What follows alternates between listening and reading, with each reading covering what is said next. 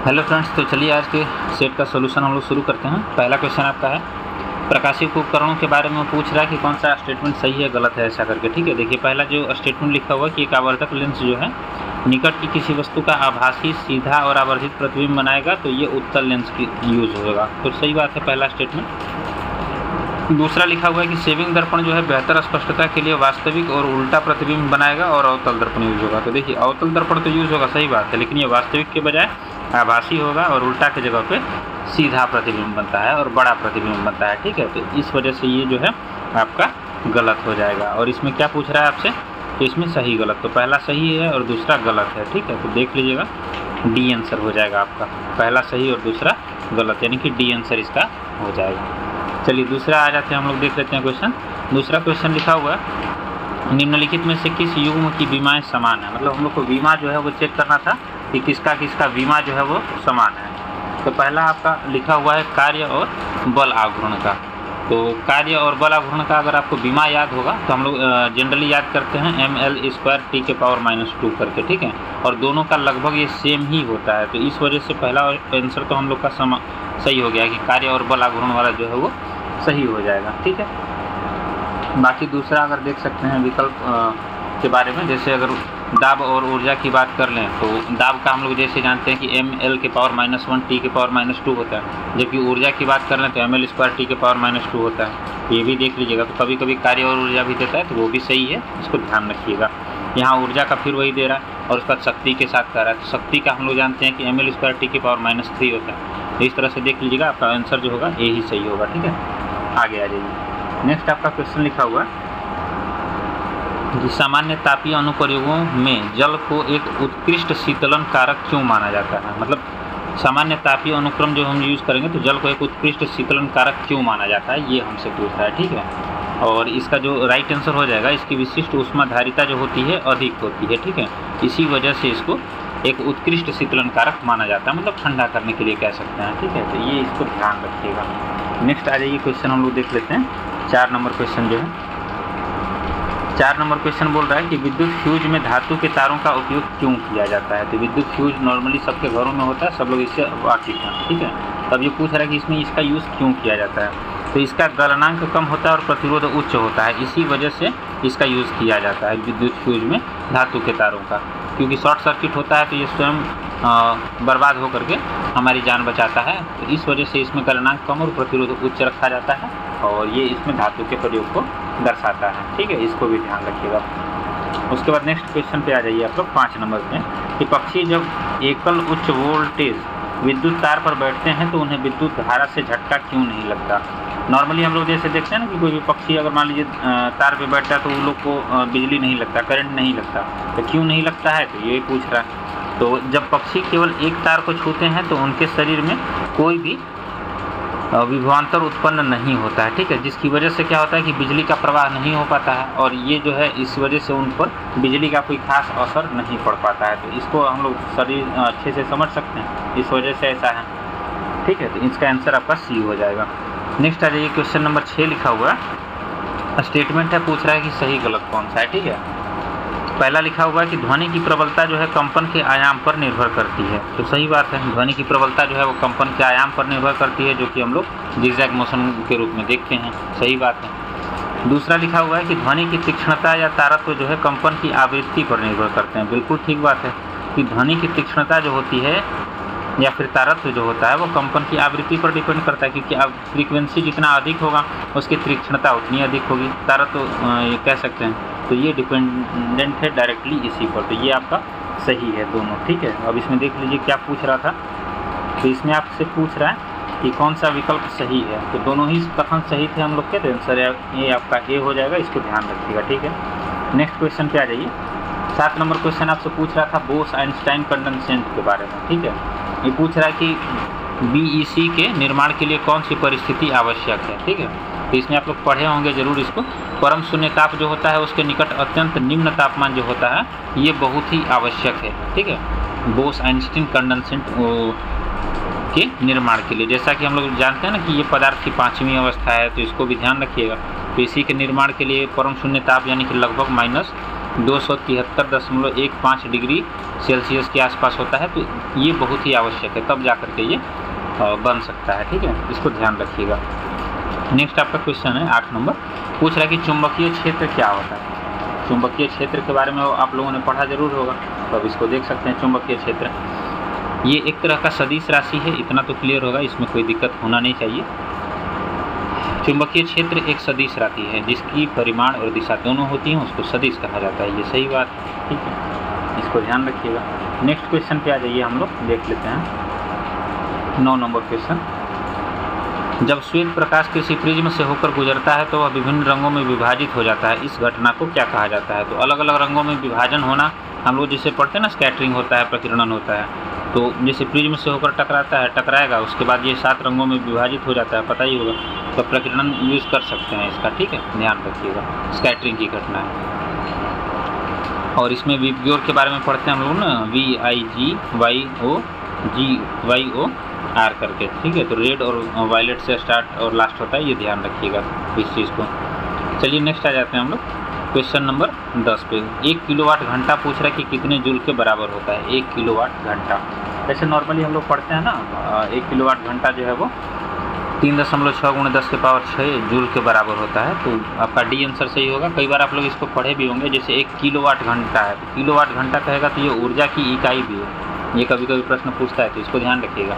ये ऊर्जा की इकाई होती है जो नॉर्मली यूज़ किया जाता है। ठीक है, नेक्स्ट आ जाइए आप लोग क्वेश्चन नंबर 11 पे देख लेते हैं। पूछ रहा है कि निम्न में से कौन सा विकल्प सही नहीं है। पहले तो आपको ये देखना है कि ये क्या लिख रहा है, तो सही नहीं है मतलब हमको गलत ढूंढना है। ठीक है, तो गलत देख लेते हैं क्या है। पहला लिखा हुआ है इसका, बोर्डो मिश्रण कॉपर सल्फेट और कैल्शियम हाइड्रोक्साइड का जल में मिश्रण है और इसका उपयोग कवकनाशी के रूप में होता है। तो सही बात है, इसमें कोई दिक्कत नहीं है। बोर्डो मिश्रण कवकनाशी के रूप में कहेगा। जैसे बोर्डो मिश्रण कभी कोई पूछता है क्या होता है, तो इसको कॉपर सल्फेट के बारे में ध्यान रखिए। कॉपर सल्फेट और कैल्शियम हाइड्रोक्साइड, इन दोनों को जब जल में मिलाया जाता है तब एक कवकनाशी बनता है, उसी को हम लोग बोर्डो मिश्रण के रूप में जानते हैं। ठीक है, ध्यान रखिएगा। और ये नेक्स्ट आपका स्टेटमेंट लिखा हुआ है, बोरिक एसिड के बारे में लिखा हुआ है। ठीक है, बोरिक एसिड का लिखा हुआ है कि उपयोग दवा उद्योग और खाद्य परिरक्षक के रूप में किया जाता है। तो बोरिक एसिड जो होता है ये यूज़ किया जाता है, सही बात है, इसमें कोई दिक्कत नहीं है। नेक्स्ट आपका लिखा हुआ है, शुष्क बर्फ़ जो होती है ठोस CO2 होता है। तो बिल्कुल ठीक है, शुष्क बर्फ़ हम लोग पढ़ते हैं ना, ये ठोस CO2 जो होता है वो होता है, तो ये भी सही है। और लास्ट लिखा हुआ है कि नाइट्रिक ऑक्साइड जो होता है एक लाफिंग हास्य गैस होता है, ये गलत है ना। नाइट्रिक ऑक्साइड नहीं होता है बल्कि वो नाइट्रस ऑक्साइड होता है। तो अगर नाइट्रस ऑक्साइड लिखा रहता तो फिर ये सही होता, N2O करके आता है जो। तो ये आपका डी वाला आंसर गलत है और यही हम लोग का आंसर होगा, तो ध्यान रखिएगा। ठीक है, आगे आ जाइए। क्वेश्चन नंबर 12 लिखा हुआ है कि निम्न में से कौन सी गैस जो है पृथ्वी के वायुमंडल के अस्थायी घटक के रूप में वर्गीकृत है। अस्थायी घटक के रूप में तो ये जो है नाइट्रोजन हम लोग नॉर्मली पढ़ते हैं ना कि वायुमंडल में सबसे ज़्यादा यानी कि लगभग 78% के आसपास पाई जाती है। तो ये एक अस्थायी घटक के रूप में है वायुमंडल में जो पाई जाएगी। ठीक है, इसको ध्यान रखिएगा। बाकी CO2 आपका 0.003% के आसपास आता है, तो इसको ध्यान रखिएगा। और ओजोन की अगर बात कर लेते हैं तो ओजोन जो है मुख्य रूप से हम लोग पढ़ते हैं क्या इसको कि समताप मंडल के बीच में पाया जाता है, तो इसको एक ध्यान रखेंगे। और 16 सितंबर को आपका ओजोन दिवस मनाया जाता है, तो ये भी ध्यान रखेंगे, करंट का कुछ चीज़ है। और बाकी रह गया आपका तो नाइट्रोजन के बाद एक ऑक्सीजन का हम लोग पढ़ते हैं जो 21%, आर्गन का 0.93% करके रहता है। तो ये सब भी थोड़ा ध्यान रखिएगा जो वायुमंडल के संबंधित चीज़ें हैं। नेक्स्ट आ जाइए, क्वेश्चन नंबर 13 पूछ रहा है आंसू गैस में उपयोग किया जाता है, मतलब अश्रु गैस किस में यूज़ किया जाता है। मूवी वगैरह में अक्सर आप लोग देखे होंगे क्लोरीन जो होता है उसी का यूज़ किया जाता है। इसका एक अवयव बनता है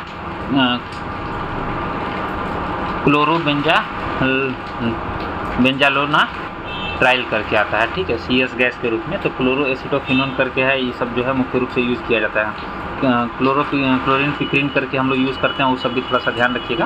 क्लोरीन के मतलब अवयव के रूप में कह सकते हैं यूज़ किया जाता है मुख्य रूप से अश्रु गैस का। नेक्स्ट आ जाइए क्वेश्चन नंबर 14 पे।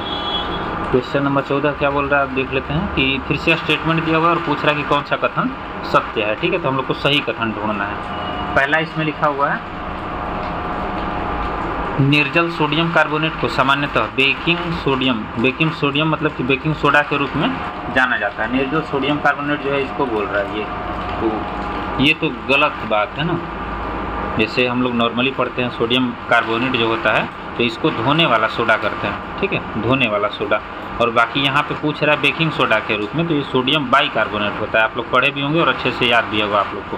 तो जब बाइकार्बोनेट होगा तब बेकिंग सोडा होगा, न कि कार्बोनेट होगा तो ये फिर ये धोने वाला सोडा हो जाएगा, ठीक है, ध्यान रखिएगा। तो ये पहला तो आपका गलत दिख रहा है। दूसरा लिखा है बेकिंग सोडा का उपयोग अग्निशमन के रूप में किया जाता है।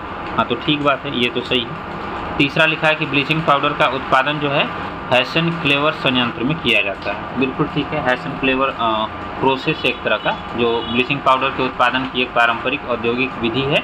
इसमें क्षैतिज कक्ष में क्लोरीन गैस के बुझे हुए चूने के साथ अभिक्रिया की जाती है, ठीक है, तो ये ध्यान रखिएगा। तो आपका दूसरा और तीसरा आपका सही है, तो इस तरह से आपका आंसर डी बन जाएगा, ठीक है। नेक्स्ट क्वेश्चन पे आ जाते हैं हम लोग।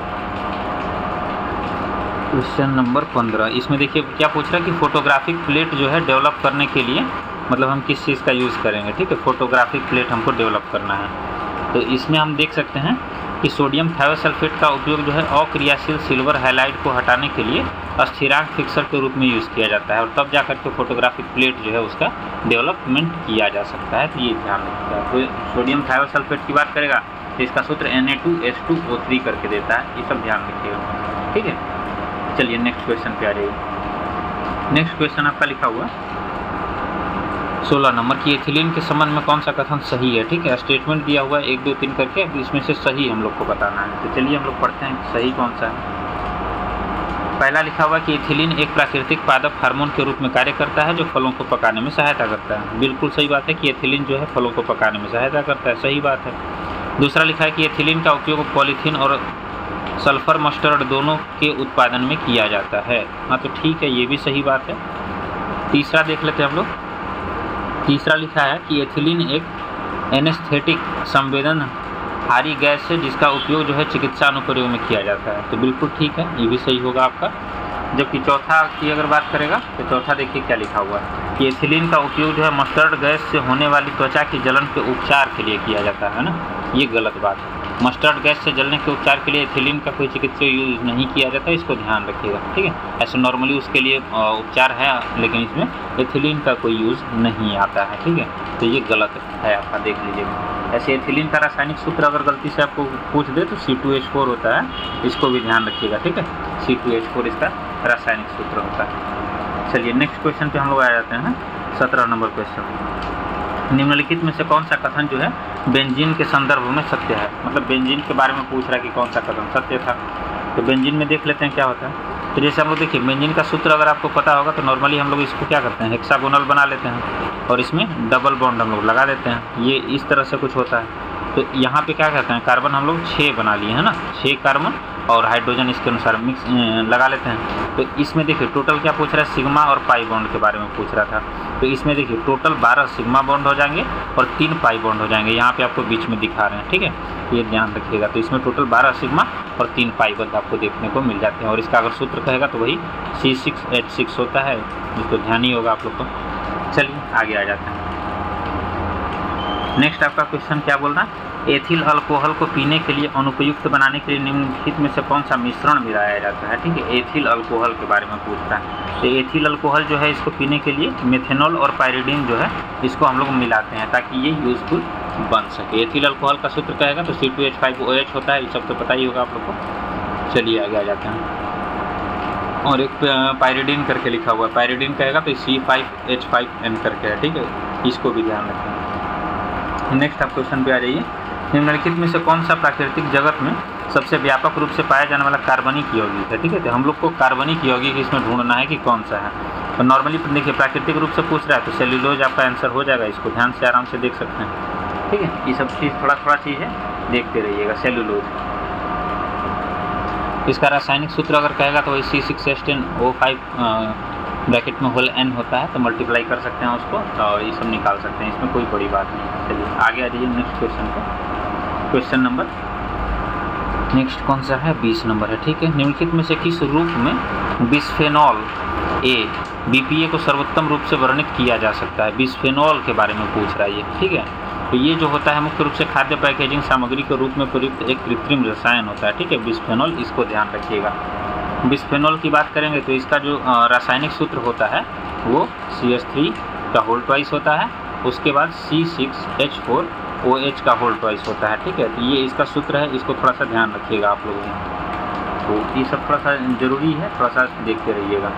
नेक्स्ट क्वेश्चन पे हम लोग देख लेते हैं। इसमें 21 नंबर में क्या पूछ रहा है कि पौधों की जो कोशिकाओं में स्फीति दाब में महत्वपूर्ण कमी के परिणाम स्वरूप क्या हो सकता है, ठीक है। मतलब स्फीति दाब जो है अगर कम होता है तो उसके परिणाम में क्या होगा, ये प्रश्न पूछ रहा है, ठीक है।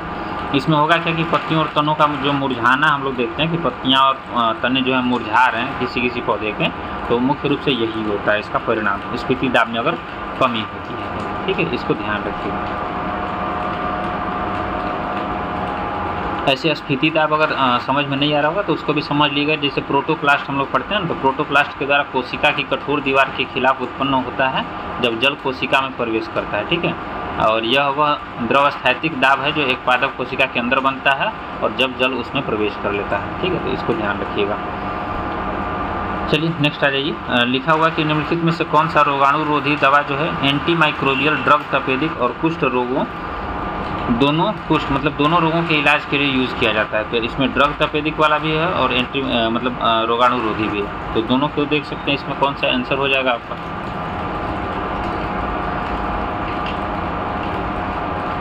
तो इसमें हम देख सकते हैं पहला आइसोनियाजिड, तो ये तो नहीं होगा आपका।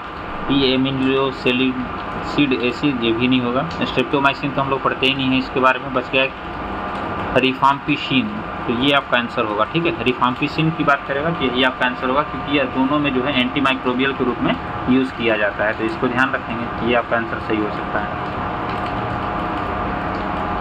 ऐसे स्ट्रेप्टोमाइसिन के बारे में ऑलरेडी हम लोग पढ़ते हैं ना, जैसे तपेदिक हो गया, टीबी, तो उससे संबंधित रहता है। तो थोड़ा सा इसको भी देख लीजिएगा, ठीक है। नेक्स्ट आ जाइए। नेक्स्ट क्वेश्चन कौन सा है? 23 नंबर। इसमें पूछा है कि कौन सा समूह जो है वो सेट सही तरीके से सुमेलित है, मतलब सुमेलित हम लोग को बताना है, ठीक है। कौन से किससे संबंधित है, जैसे कुछ लिखा हुआ है किससे संबंधित है ऐसा करके। तो पहला देखिए इसमें क्या लिखा हुआ, डिप्थीरिया के बारे में लिखा हुआ है। डिप्थीरिया हो गया, निमोनिया हो गया और कुष्ठ रोग हो गया। डिप्थीरिया, निमोनिया, कुष्ठ रोग, ये दे रहा है कि वंशानुगत रोग है। तो जबकि ये वंशानुगत रोग नहीं है। अगर डिप्थीरिया की बात करें तो ये जीवाणु से होता है, पता होगा आप लोग को। निमोनिया की बात करें तो ये बैक्टीरिया से होने वाला रोग है, या फिर कुष्ठ रोग की बात करें तो ये भी जीवाणु से होने वाला रोग है। तो ये वंशानुगत रोग नहीं है, ठीक है। इसको ध्यान रखिएगा। तो पहला तो आपका गलत है। दूसरा लिखा है कि एड्स, सिफिलिस और गोनोरिया जो है जीवाणु जनित रोग हैं। एड्स, सिफिलिस और गोनोरिया, तो ये जो है जीवाणु जनित रोग नहीं है, ये वायरस के द्वारा होते हैं ना। जैसे हम लोग पढ़ते हैं कि एड्स वायरस वाला जो होता है, सिफिलिस भी पढ़ते हैं हम लोग और गोनोरिया भी पढ़ते हैं। तो ये जो है मुख्य रूप से जीवाणु जनित रोग नहीं है। तो इनको ध्यान रखिएगा। पहला तो है बैक्टीरियल जो दे रहा है वो गलत है, ठीक है। तो इसको भी ध्यान रखिएगा। तीसरा आपका दे रहा है कि वर्णांधता जो है, रंग अंधता, हीमोफीलिया और सिकल सेल एनीमिया में जो है लिंग संलग्न सेक्स लिंक्ड रोग जो है, मतलब ये बोल रहा है कि एक तरह से सेक्स रोग है, ठीक है। तो इसमें देखिए वर्णांधता की बात करेगा तो ये तो आनुवांशिक रोग है, हीमोफीलिया आनुवांशिक रोग है, तो हम लोग ऑलरेडी पढ़ते हैं। तो ये सब देखिए बोल रहा है कि लिंग संलग्न या सेक्स लिंक्ड रोग है, तो ये भी आपका गलत दिख रहा है, ठीक है। ऐसा कुछ नहीं है इसमें, इसको देख लीजिएगा। नेक्स्ट आपका है पोलियो लिखा हुआ है, जापानी बी इंसेफ्लाइटिस और लिखा हुआ है, प्लेग लिखा हुआ है, बोल रहा है कि विषाणु जनित रोग है, ठीक है। तो ये भी गलत बात है ना, ये वायरल नहीं होता है। पोलियो की बात करेगा तो ये भी विषाणु जनित आपको मिल जाएगा। जापानी इंसेफ्लाइटिस कहेगा तो ये विषाणु जनित होगा, जबकि ये प्लेग की बात करेंगे तो ये प्लेग जो है वो आपका जीवाणु जनित होता है, ठीक है। इसी वजह से ये गलत है। तो इस तरह से हमने देखा क्या, चारों ही गलत दिया हुआ है, मतलब ऊपर नीचे आपको मिक्स कर दिया है। अगर देखिए वंशानुगत रोग वाला कहता, अगर ये बीच में दे देता तो सही रहता, ऐसे ऊपर नीचे कर दिया है, थोड़ा सा ध्यान रखिएगा। तो इसमें से कोई नहीं सही होगा। नेक्स्ट आपका लिखा हुआ है निम्नलिखित में से कौन सा एक रूपांतरित तना है। तना के बारे में पढ़े होंगे तो उसी में से रूपांतरित तना पूछ रहा है। तो ये आलू के बारे में ही आता है, ये एक रूपांतरित तना है। तो इसको देख के आप लोग सही तो टिक लगा ही सकते हैं, कोई दिक्कत नहीं है इसमें। जैसे हम लोग भूमिगत तना की बात कर लेते हैं, राइजोम हो गया, बल्ब हो गया, कॉर्म हो गया, ट्यूबर हो गया, ये सब होता है, ठीक है। गाजर की बात कर लेंगे तो यह एक जड़ के रूप में होता है ना, जो खाने योग्य भाग के रूप में हम इसका यूज़ करते हैं। शकरकंद का भी बात करेंगे तो ये भी एक जड़ की तरह होता है जिसका खाने वाला हम लोग यूज़ करते हैं। जबकि नारियल की बात करेगा तो इसका एंडोस्पर्म जो है यूज़ करते हैं हम लोग खाने वाले के रूप में। और ना आलू तो एक भूमिगत तना है, आप लोग को पता होगा। इसमें ऐसे प्रश्न कभी कभी पूछता है कि कौन सा मतलब सब्जी है जिसमें कि बर्ड्स होती हैं। बर्ड्स यानी कि आँखें होती हैं। आलू कभी आप लोग देखे होंगे तो उसमें छोटा छोटा दाने जैसा बना होता है जो कि इनके विकास के लिए होता है, ठीक है, तो ध्यान रखिएगा। उसके बाद गुर्दे की पथरी में पाए जाने वाला मुख्य रासायनिक यौगिक क्या है? गुर्दे की पथरी में पाया जाने वाला ये कैल्शियम ऑक्सलेट होता है, तो सबको पता रहता है, इसमें क्या ही बताना। तो ये देख लीजिएगा आपका कैल्शियम C2O4 के बारे में है, कैल्शियम ऑक्सलेट वाला CaC2O4 करके आता है, CaC2O4, तो ये भी ध्यान रखना है आप लोग को। चलिए नेक्स्ट हम लोग देख लेते हैं क्वेश्चन क्या लिखा हुआ। 26 नंबर पे आते हैं ना। 26 नंबर क्वेश्चन पूछ रहा है कि एंटीजन एक पदार्थ है जो क्या करता है। तो एंटीजन जो है एक पदार्थ होता है, तो ये एक प्रतिरक्षा प्रणाली को उत्तेजित करता है। जैसे हमारे अंदर कोई बैक्टीरियल या फिर वायरल इन्फेक्शन होता है तो उसके लिए हमारी इंटरनल जो प्रतिरक्षा है उसको बढ़ाने का कार्य करता है, ठीक है, इसको ध्यान रखिएगा। नेक्स्ट आपका लिखा है कि कॉर्पस ल्यूटियम कोशिकाओं का एक समूह है जो कि निम्नलिखित में से कहाँ पाया जाता है? कॉर्पस ल्यूटियम करके लिखा हुआ है, ठीक है। तो कॉर्पस ल्यूटियम की बात करेंगे हम लोग तो ये अंडाशय में पाया जाता है, ठीक है, इसको ध्यान रखिएगा। कॉर्पस ल्यूटियम करके है। यह एक अस्थायी अंतःस्रावी एंडोक्राइन संरचना है जो अंडाशय में बनता है, और जब एक अंडाशयी अंडाणु मतलब अंडोत्सर्जन मुक्त करता है तो उस समय जैसे मासिक धर्म चक्र और प्रारंभिक गर्भावस्था में कहेगा तो महत्वपूर्ण भूमिका निभाता है, क्योंकि यह हार्मोन मुख्य रूप से प्रोजेस्टेरोन का उत्पादन करता है जो गर्भाशय को निषेचित अंडाणु के इम्प्लांटेशन के लिए तैयार करने में मदद करते हैं, ठीक है। यदि गर्भाशय नहीं होती है तो कॉर्पस ल्यूटियम जो है विकसित हो जाता है, और यदि गर्भावस्था होती है तो यह हार्मोन का उत्पादन जारी रखता है, ठीक है, जब तक कि प्लेसेंटा इसका कार्य नहीं संभाल लेता है। और जैसे ही प्लेसेंटा इसका कार्य संभाल लेगा उसके बाद ये हट जाते हैं, ठीक है, कॉर्पस ल्यूटियम, ये ध्यान रखिएगा। नेक्स्ट आपका है ये क्या दे रहा है? मिलान करने के लिए है, ठीक है, इसमें मिलान करना है कि कौन किससे संबंधित है, तो इसको देख लीजिए। हम लोग देख लेते हैं कौन किससे संबंधित है। पहला लिखा हुआ है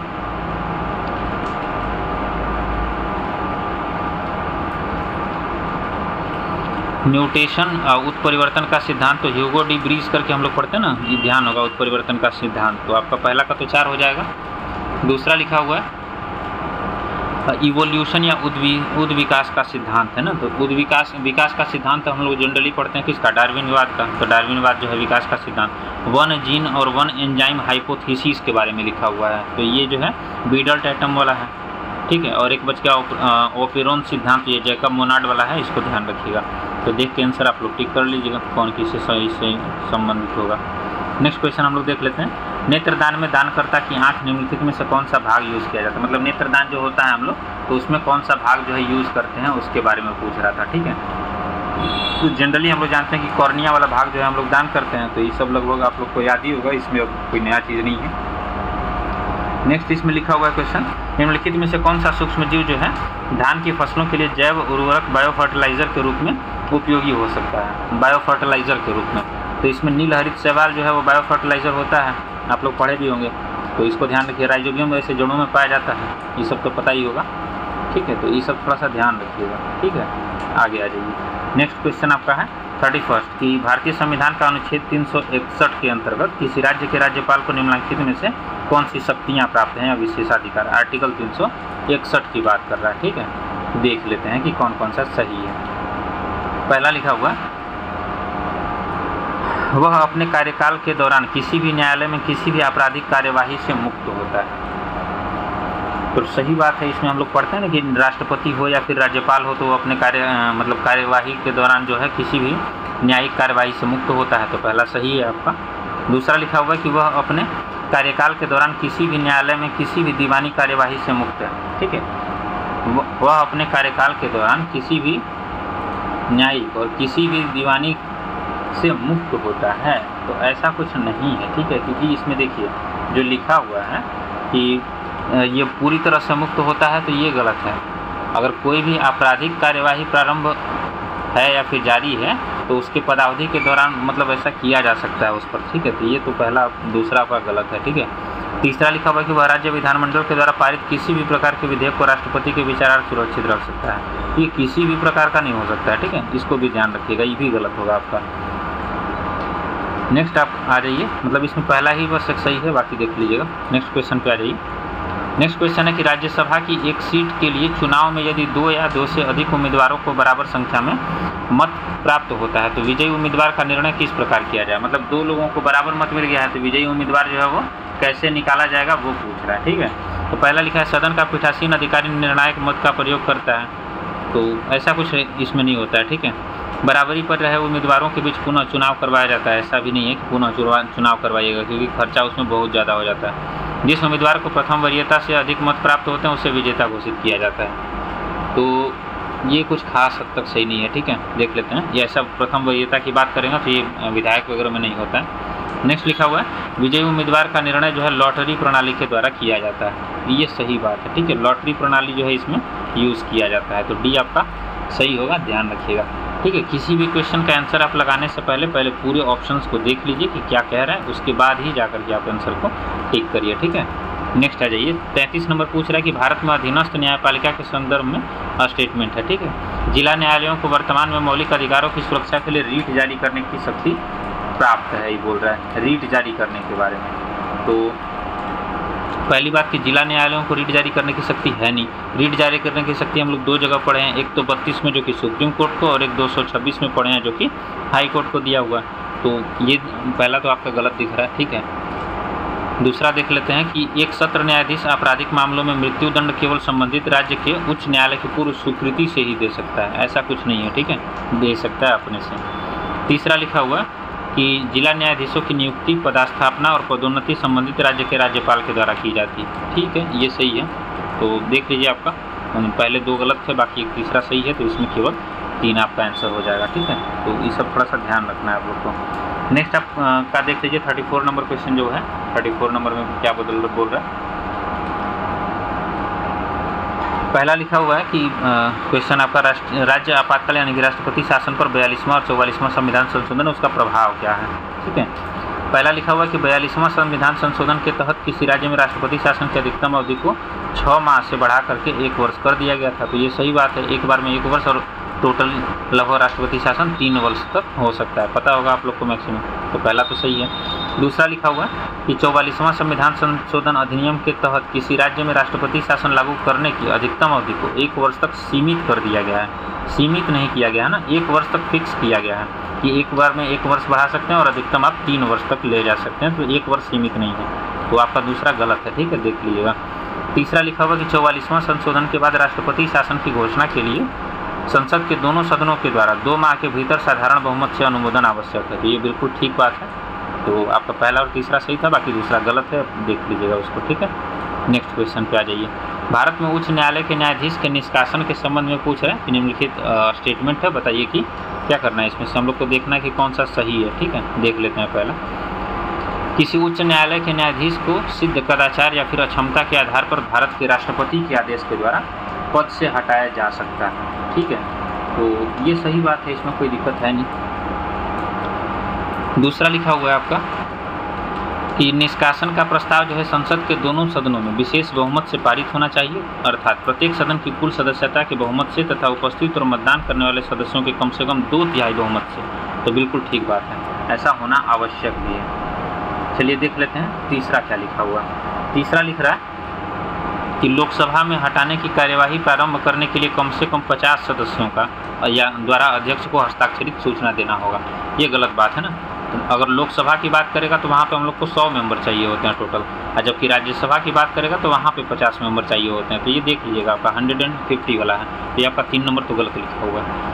4 नंबर लिखा हुआ है कि जब न्यायाधीश जो है जांच अधिनियम 1968 के तहत गठित जांच समिति किसी न्यायाधीश को दोषी पाती है तो राष्ट्रपति बिना किसी संसदीय बहस के सीधे उससे निष्कासन का आदेश जारी कर सकता है। तो ऐसा कुछ है नहीं, ठीक है, बहस की आवश्यकता आपको जरूरी है, बिना बहस के नहीं हटाया जा सकता है, मतलब बहस आपको करवाना ही करवाना है, तो ये आपका गलत है, सीधे तो नहीं हटा सकते हैं, ठीक है। चलिए तो देख लीजिए 2 सही थे और 2 गलत हैं आपके। नेक्स्ट क्वेश्चन पे आ जाइए। भारत के उपराष्ट्रपति के पद के बारे में लिखा है रिक्तियों से के संबंध में, मतलब रिक्ति के बारे में। अभी जैसे आप लोगों को पता होगा कि उपराष्ट्रपति जगदीप धनखड़ जो थे उन्होंने इस्तीफा दे दिया है, ठीक है, तो 67 के 1 के तहत उन्होंने इस्तीफा भी दिया था, तो ये भी आप लोग को ध्यान होगा। अब उसी के बारे में रिक्ति के बारे में पूछ रहा है, तो देख लेते हैं। पहला क्वेश्चन देखिए, स्टेटमेंट है कि उपराष्ट्रपति का पद कार्यकाल की समाप्ति, त्यागपत्र, निष्कासन, मृत्यु या चुनाव के शून्य घोषित करने के कारण रिक्त हो सकता है। तो सही बात है, बिल्कुल ठीक है, कोई दिक्कत नहीं है इसमें, ये रिक्त हो सकता है। दूसरा लिखा हुआ है कि त्यागपत्र, निष्कासन या मृत्यु के कारण रिक्ति की स्थिति में रिक्ति को भरने के लिए चुनाव राष्ट्रपति पद की तरह 6 महीने के भीतर होना चाहिए। तो ऐसा कुछ है नहीं, ठीक है, यथाशीघ्र ऐसे करवा देना चाहिए, 6 महीने इसके लिए टाइम फिक्स नहीं किया गया है, तो ये आपका गलत है। तीसरा इसमें लिखा हुआ है कि उपराष्ट्रपति के पद में रिक्ति को भरने के लिए चुनाव जो है संसद के दोनों सदनों को निर्वाचित सदस्यों और राज्य विधानसभाओं के निर्वाचित सदस्यों से मिलकर बने एक निर्वाचक मंडल के द्वारा किया जाता है। ये भी गलत है ना, उपराष्ट्रपति का बात हम लोग जब भी कहते हैं तो सिर्फ और सिर्फ संसद के मेंबर हमको चाहिए, ठीक है, बाकी राज्य वाले से हमको कोई मतलब नहीं है, तो डायरेक्ट संसद का चाहिए, तो ये भी गलत है। चौथा लिखा हुआ कि जब उपराष्ट्रपति का पद जो है रिक्त हो जाता है तो राज्यसभा का उपसभापति राज्यसभा के सभापति के रूप में उपराष्ट्रपति के कर्तव्यों का निर्वहन करता है। तो बिल्कुल सही बात है, ऐसा ही होता है, देख लीजिए आप लोग, ठीक है, तो देख लीजिएगा आंसर आपका, ठीक है। नेक्स्ट क्वेश्चन पे आ जाइए। नेक्स्ट क्वेश्चन है आपका 37 नंबर। भारतीय संविधान के बारे में अनुच्छेद 32 के बारे में लिखा है कि डॉक्टर भीमराव अंबेडकर ने प्राय संविधान का हृदय और आत्मा कहा था, और ऐसा क्यों कहा था ये पूछ रहा है, ठीक है। तो जो मौलिक अधिकार के प्रवर्तन के लिए सर्वोच्च न्यायालय में जाने का अधिकार है ना, जो 5 प्रकार की रीट हम लोग को मिलती है, इसको रीट के बारे में आप लोगों ने ऑलरेडी पढ़ा भी होगा, जैसे बंदी प्रत्यक्षीकरण है, प्रतिषेध है, अधिकारपेक्षा है, उत्प्रेषण है, तो इस तरह की 5 रीटें जो हैं वो दी जाती हैं, तो इसको भी ध्यान रखिएगा। चलिए नेक्स्ट क्वेश्चन पे आ जाइए। जनप्रतिनिधित्व अधिनियम 1951 के अनुसार पूछ रहा है कि भारतीय संसद में दोहरी सदस्यता के संबंध में कौन सा कथन सत्य है, ठीक है, दोहरी सदस्यता के बारे में स्टेटमेंट हम लोग को बोल रहा है। पहला लिखा हुआ है, यदि कोई व्यक्ति संसद के दोनों सदनों के लिए निर्वाचित होता है तो उसे 10 दिनों के भीतर यह चुनना होगा कि वह किस सीट पर रहना चाहता है, अन्यथा लोकसभा में उसकी सीट स्वतः ही रिक्त हो जाती है, ठीक है। तो पहला तो बात की गलत दिया हुआ, क्योंकि ये 10 दिन नहीं होता है, इसके जगह पे हम लोगों ने पढ़ रखा है कि वो क्या होता है, 14 दिन होता है। तो 14 दिन अगर रहेगा तो सही है, 10 दिन दिया हुआ है, गलत है ऐसे ही, ठीक है। आगे आ जाइए। नेक्स्ट है आपका लिखा हुआ दूसरा स्टेटमेंट कि यदि संसद के एक सदन का कोई वर्तमान सदस्य दूसरे सदन के लिए भी निर्वाचित हो जाए, ठीक है, निर्वाचित हो गया, और तो प्रथम सदन से उसे सीट तत्काल रिक्त कर देनी हो जाती है। तो सही बात है, मतलब पहला वाला समाप्त होगा और दूसरा वाला एक्सेप्टेबल हो जाएगा, ठीक है। तीसरा लिखा हुआ है कि यदि कोई व्यक्ति एक ही सदन की 2 सीटों, जैसे 2 लोकसभा निर्वाचन क्षेत्र के लिए मान लीजिए इलेक्शन लड़ रहा है, उसके बारे में लिख रहा है कि निर्वाचित होता है तो उसे एक सीट के लिए अपना विकल्प चुनना होगा, ऐसा न करने पर दोनों सीटें रिक्त हो जाती हैं। तो ये सही बात है, क्योंकि दोनों में से किसी एक पर ही रहेंगे, नहीं चुनिएगा तो फिर दोनों ही समाप्त हो जाएगा, तो ये सही बात है, आपका ध्यान रखिएगा। नेक्स्ट है आपका, यदि कोई व्यक्ति संसद और राज्य विधानमंडल दोनों के लिए निर्वाचित होता है तो संसद में उसकी सीट रिक्त हो जाती है जब यदि वह 14 दिनों के भीतर राज्य विधानमंडल की अपनी सीट से त्यागपत्र नहीं देता है। तो बिल्कुल सही बात है, अभी ऊपर बताया था आपको 14 दिन के लिए फिक्स होता है, तो ये सही बात है, इसमें कोई दिक्कत नहीं है, ठीक है, ध्यान रखिएगा। नेक्स्ट आ जाइए। नेक्स्ट पूछ रहा है कि निम्नलिखित में से कौन सा कथन जो है राष्ट्रीय अनुसूचित जाति आयोग यानी कि NCSC, अनुसूचित जनजाति आयोग NCST और अन्य पिछड़ा वर्ग आयोग NCBC, यानी कि ये हो गया आपका 338 में, ये हो गया आपका 338 के ए में, और ये हो गया आपका 338 के बी में, ठीक है, इसको ध्यान रखिएगा। इसके संबंध में संवैधानिक अनुच्छेद के बारे में पूछ रहा है, क्या सही है, देख लीजिए अब एक एक करके।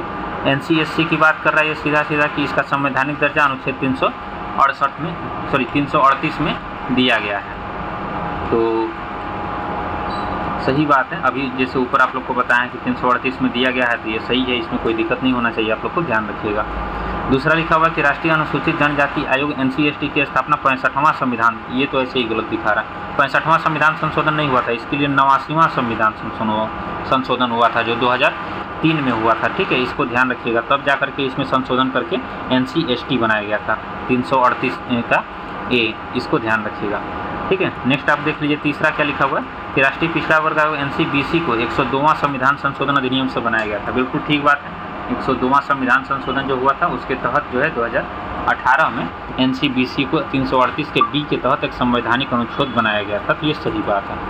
चौथा देख लेते हैं हम लोग, हो गया अनुच्छेद 338 का बी, ये लिख रहा है कि राष्ट्रीय पिछड़ा वर्ग आयोग की संरचना कर्तव्य और शक्तियों से संबंधित है, जैसा कि अभी आप लोग को ऊपर बताया 102वां संविधान संशोधन के तहत, ठीक है, तो ये भी सही है आपका, ठीक है।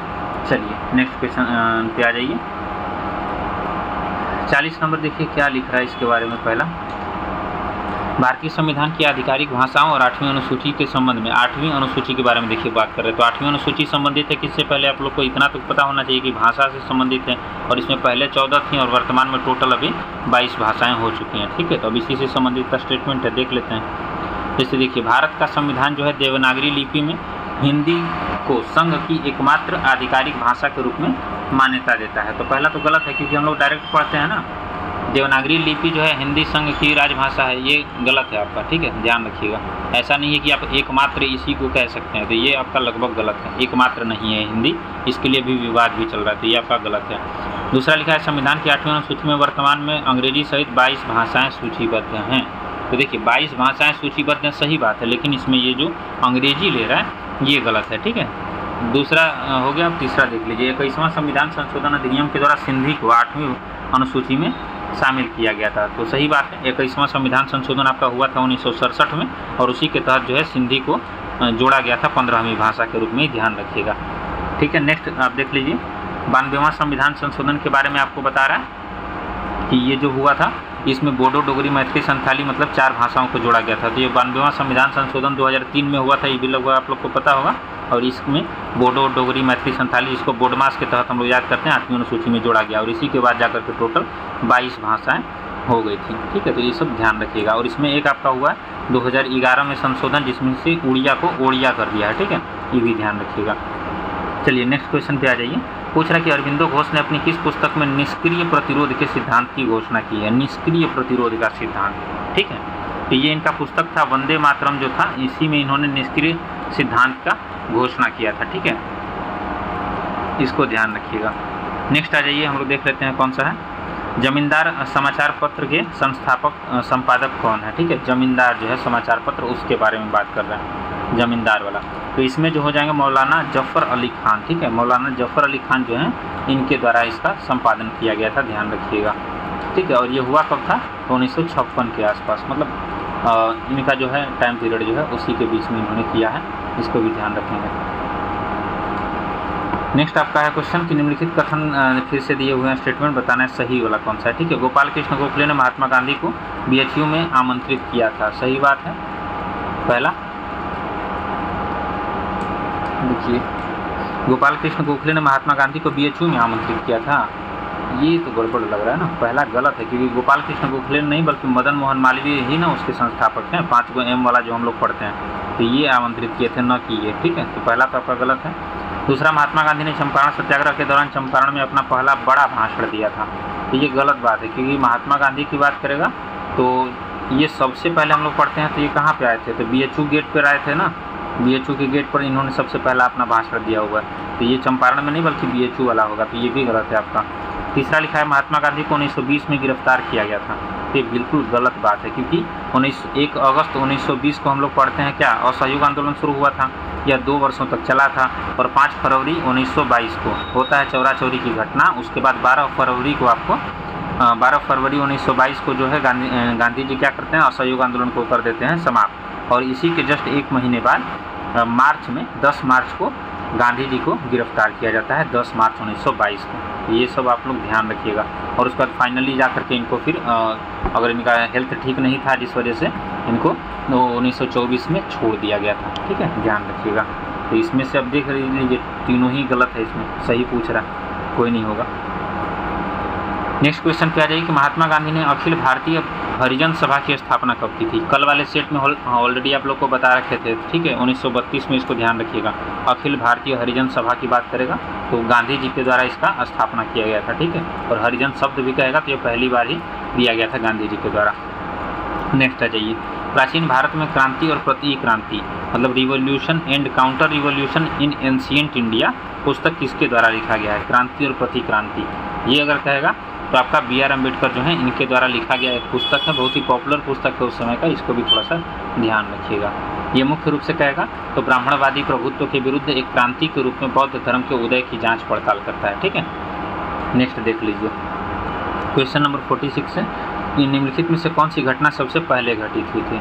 तो सबसे पहले घटित हुई थी कौन सी घटना, देख लेते हैं। जैसे क्रिप्स मिशन की हम लोग बात करते हैं तो क्रिप्स मिशन जो है वो हम लोग पढ़ते हैं कब? 23 मार्च 1942 का है, तो ठीक है। और दूसरा अगस्त प्रस्ताव, ये 1940 वाला है। बाकी कैबिनेट मिशन की बात करेगा 1946 का है। वेवेल योजना कहेगा तो 1945 का है। इसमें पहले पूछ रहा है तो आपका अगस्त प्रस्ताव हो जाएगा, ध्यान रखिएगा। नेक्स्ट आ जाइए। नेक्स्ट क्वेश्चन है 47 नंबर। इसमें पूछ रहा है कि मूडीमैन समिति किससे संबंधित है। मूडीमैन समिति आप लोग पढ़े होंगे इसके बारे में कि मूडीमैन समिति का जो है मुख्य यूज जो है वो संवैधानिक सुधार के लिए लाया गया था, और ये कब लाया गया था तो इसको भी ध्यान रखिएगा। 1924 के आसपास है, थोड़ा सा ध्यान रखिएगा इसको भी, ठीक है। चलिए नेक्स्ट आ जाते हैं हम लोग 48 नंबर क्वेश्चन पे। 47 हो गया। 48 है कि 1940 में जो है पवनार महाराष्ट्र से व्यक्तिगत सत्याग्रह किसने प्रारंभ किया था। व्यक्तिगत सत्याग्रह 1940 में, तो 1940 की बात करेगा तो वहाँ पे विनोबा भावे जो है पहले व्यक्तिगत सत्याग्रही के रूप में जाने जाते हैं। दूसरा अगर पूछता है तो आपको जवाहरलाल नेहरू आ जाते हैं, और तीसरा कहता है तो ब्रह्मोत्तर दत्त, और चौथा कहेगा सरोजिनी नायडू। तो ये चारों ही याद रखिएगा आपको, फर्स्ट वाला, सेकंड वाला, थर्ड वाला और फोर्थ वाला, ठीक है, तो ध्यान रखिएगा। चलिए आगे आ जाते हैं हम लोग 49 नंबर क्वेश्चन पे। 49 नंबर क्वेश्चन कह रहा है कि निम्नलिखित में से इंडियन नेशनल लिबरेशन फेडरेशन से कौन संबद्ध नहीं था। ठीक है, तो इसमें कौन संबद्ध नहीं है वो हम लोग को ढूंढना है। चलिए ढूंढ लेते हैं। पहला इसमें पिंगली वेंकैया है, तेज बहादुर ये तो होंगे नहीं, बाकी तेज बहादुर सप्रू होंगे, और MR सप्रू हैं, और शिवाई चिंतामणि। ठीक है, तो ये नहीं वाला आपका यही हो जाएंगे, बाकी पिंगली वेंकैया हमारा आंसर हो जाएगा। ठीक है, ध्यान रखिएगा। पिंगली वेंकैया के बारे में हम लोग ध्वज डिजाइन के बारे में पढ़ते हैं ना, कि भारतीय ध्वज का जो है डिजाइन इन्होंने तैयार किया था, ध्यान होगा। और वैसे भी ध्वज को हम लोगों ने 22 जुलाई 1947 को एक्सेप्ट किया था, तो भारतीय झंडा दिवस भी हम लोग इसी दिन मनाते हैं, सब पता होगा आप लोग को। चलिए आगे आ जाते हैं। निम्नलिखित में से 1920 में अवध किसान सभा की स्थापना कल वाले सेट में आप लोग को ऑलरेडी बताया था कि ये कौन किया था। ठीक है, तो बाबा रामचंद्र जो थे इनके द्वारा किया गया था, क्योंकि ये शुरू में जो थे विदेश में रहने वाले थे, बाकी वहाँ से जब वापस आए थे तो फिर ये भारत में घूम घूम करके मतलब यूपी वाले सेक्टर में आपको रामायण का पाठ सुना रहे थे। ठीक है, उसी समय इन्होंने 1920 में अवध किसान सभा की स्थापना की थी, और बाद में फाइनली जा करके ये 1936 में जब अखिल भारतीय किसान सभा का स्थापना करते हैं स्वामी सहजानंद सरस्वती, तो उन्हीं में जा करके ये मिल जाता है। ठीक है, ध्यान रखिएगा। नेक्स्ट आ जाइए 51 नंबर। 20 जुलाई 1905 को आधुनिक इतिहास की एक महत्वपूर्ण घटना थी, वो घटना के बारे में क्या बोल रहे हैं। 1905 में वही बंग भंग आंदोलन जो हम लोग बार बार पढ़ते रहते हैं, उसके बारे में आप लोग को पता होगा। बंगाल विभाजन की घोषणा जो है वो इस समय हुई थी, और यही 16 अक्टूबर 1905 को जाके लागू हो गई थी, जिसको कि 1911 का जो दिल्ली दरबार था वहाँ में रद्द कर दिया गया था। तो ये भी सब ध्यान रखिएगा आप लोग। ठीक है, नेक्स्ट क्वेश्चन पे आ जाइए। देखिए स्टेटमेंट दिया हुआ है, बोल रहा है कि कौन सा स्टेटमेंट क्या करना है, देख लेते हैं हम लोग। पहला स्टेटमेंट आपको जो लिखा हुआ है देख लेते हैं। सूरत में भारतीय राष्ट्रीय कांग्रेस मतलब कांग्रेस जो है 1907 के अधिवेशन के परिणाम स्वरूप भारतीय राष्ट्रीय कांग्रेस में विभाजन हो गया था।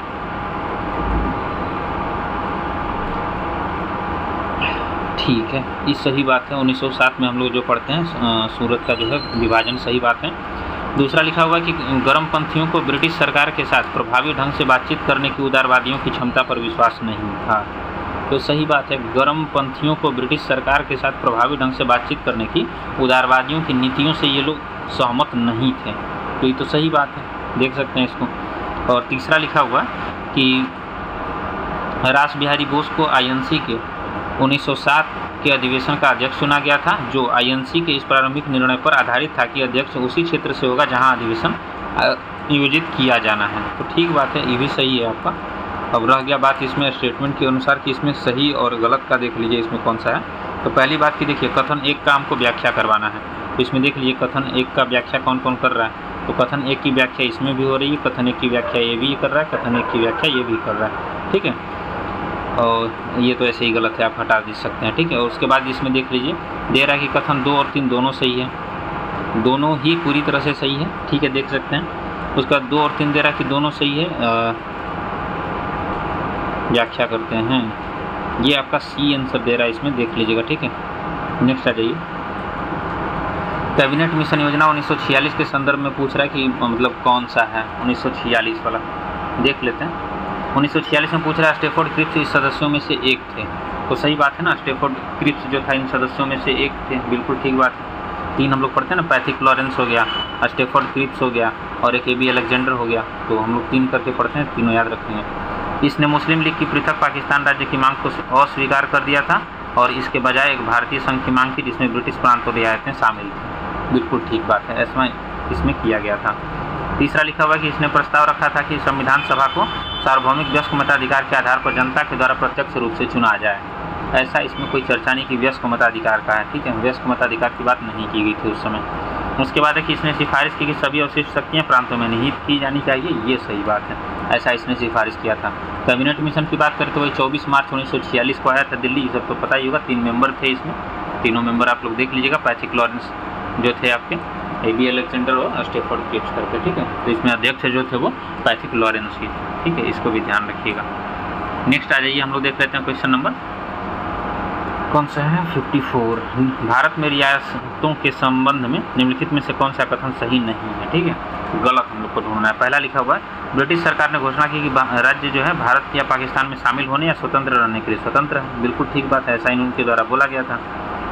तीसरा लिखा हुआ है दूसरा कि भारत या पाकिस्तान में शामिल होने या स्वतंत्र रहने का निर्णय रियासतों के लोगों पर नहीं बल्कि रियासतों के शासकों पर छोड़ा गया था, बिल्कुल ठीक बात है, जनता के आधार पर नहीं था ये। त्रावणकोर के शासक ने सबसे पहले स्वतंत्र रहने का निर्णय लिया था, ये भी सही बात है। चौथा लिखा हुआ कि त्रावणकोर राज्य अंततः जनमत संग्रह के माध्यम से भारत में शामिल हुआ, ये गलत बात है, क्योंकि जनमत संग्रह इसके लिए नहीं रखा गया था।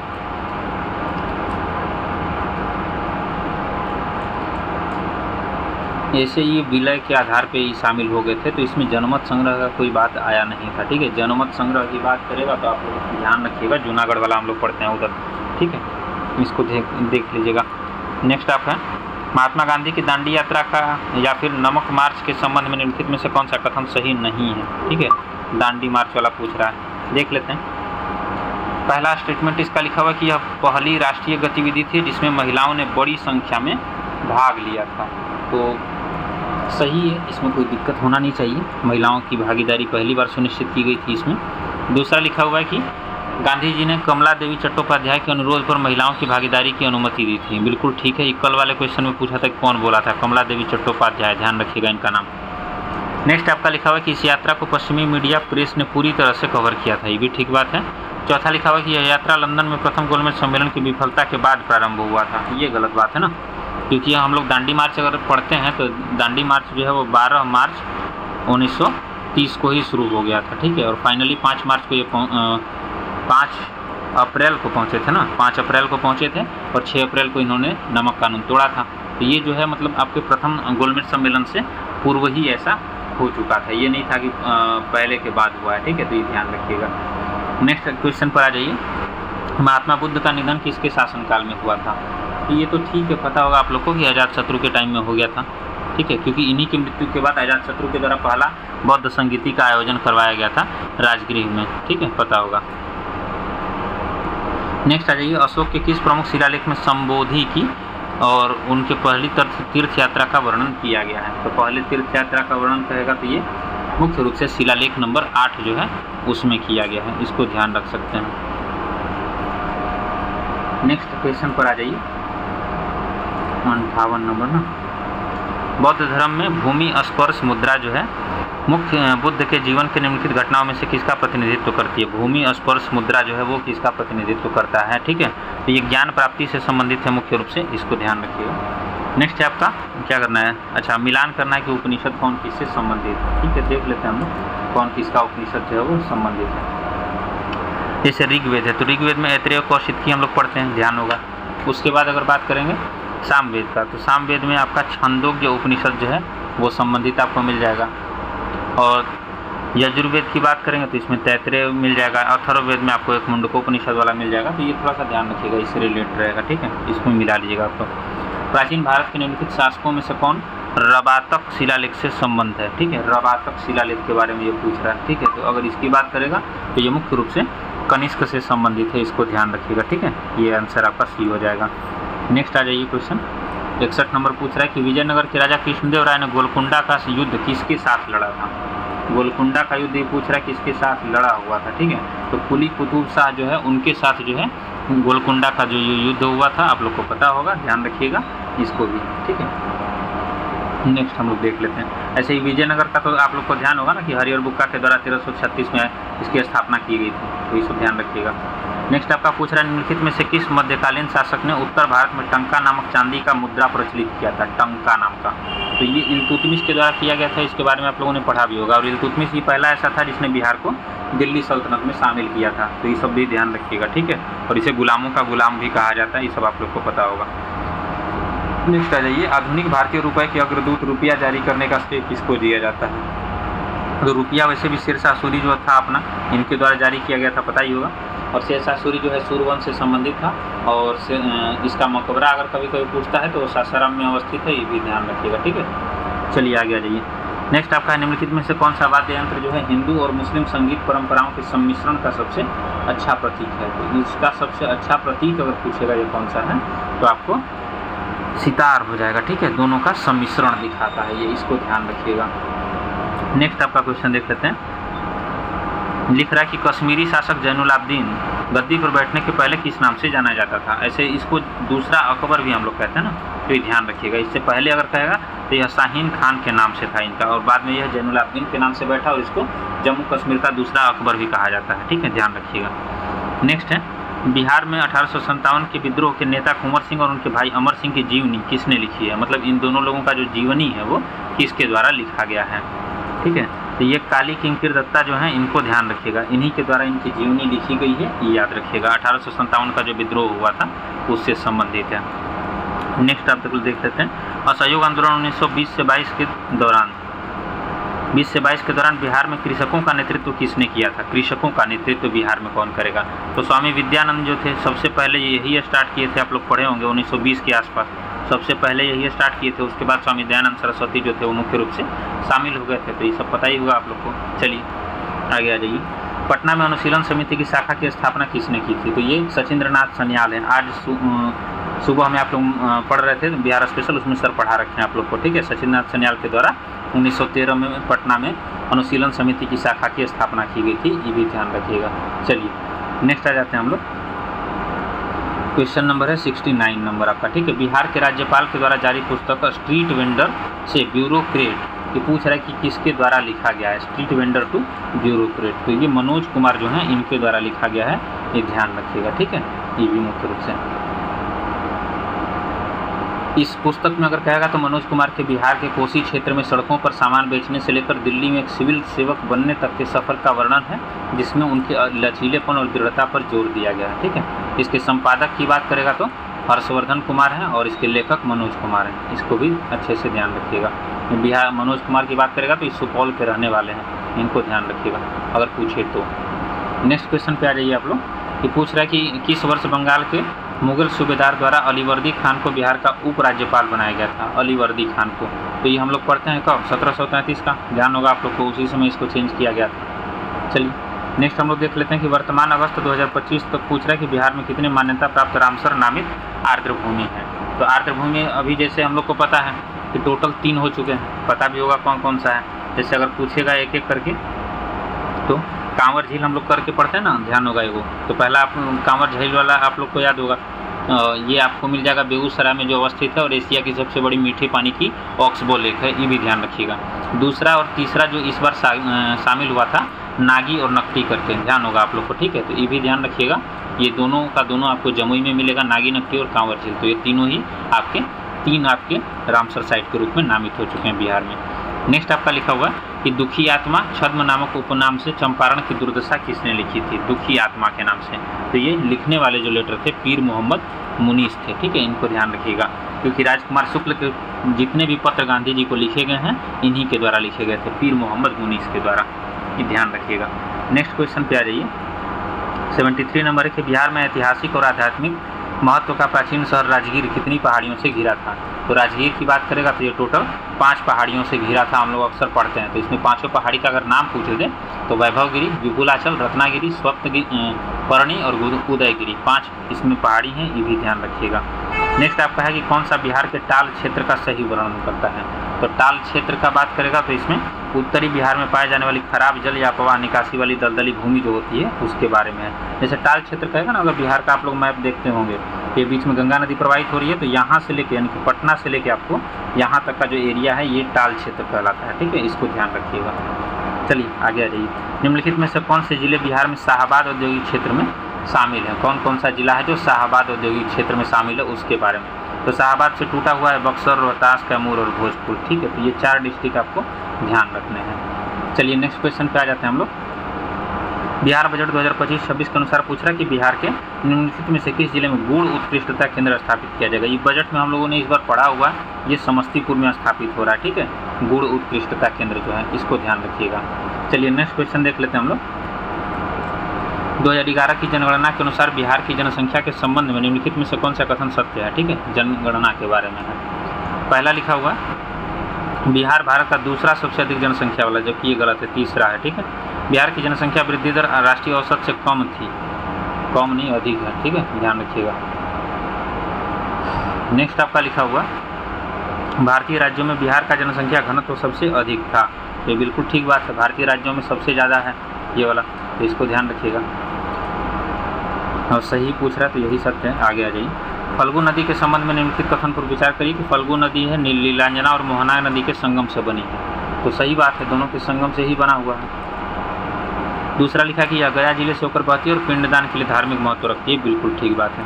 तीसरा लिखा कि फल्गु नदी एक बारहमासी नदी है जो वर्ष भर निरंतर प्रवाहित रहती है। गलत बात है, ये लोग मौसमी नदियाँ हैं। ठीक है, इस पर रबर डैम करके एक बनाया गया है, गयाजी डैम करके 411 मीटर का, ये भी ध्यान रखिएगा। ठीक है, आगे आ जाइए।